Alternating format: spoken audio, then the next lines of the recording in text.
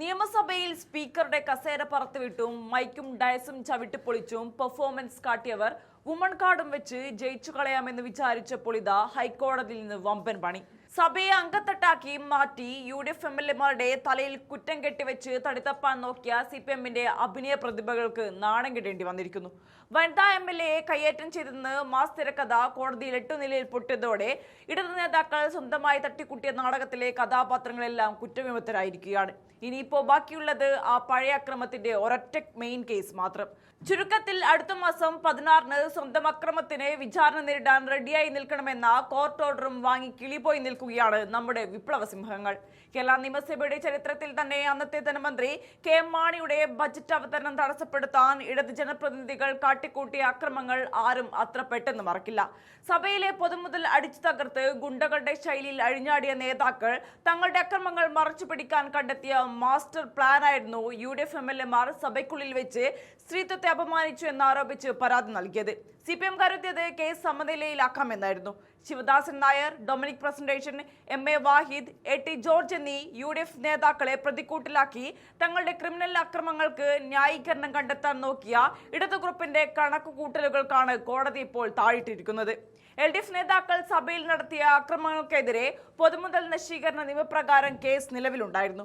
സ്പീക്കറുടെ വേദിയിൽ അതിക്രമിച്ചു കയറി കസേര, കമ്പ്യൂട്ടറുകൾ, മൈക്ക്, ഇലക്ട്രോണിക് പാനലുകൾ എന്നിവ തകർത്തത് 2,20,093 രൂപയുടെ പൊതുമുതൽ നശിപ്പിച്ചെന്നാണ് കേസ്.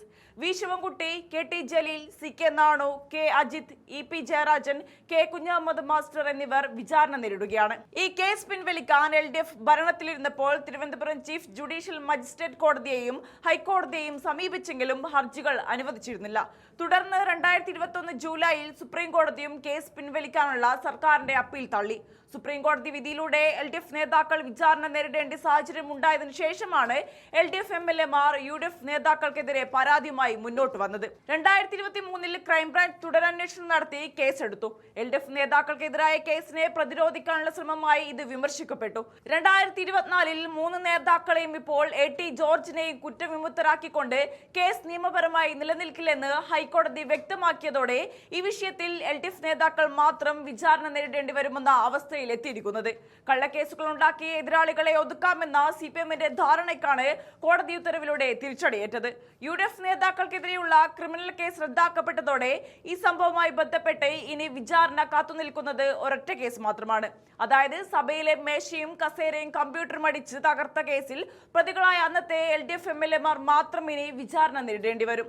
സ്വയം കുറ്റവിമുക്തരാകാൻ നോക്കിയവർ ഒടുവിൽ വിചാരണ കോടതിയുടെ മുന്നിൽ പ്രതിക്കൂട്ടിൽ തനിച്ചാകുന്ന അവസ്ഥയിലേക്കാണ് കാര്യങ്ങൾ എത്തി നിൽക്കുന്നത്.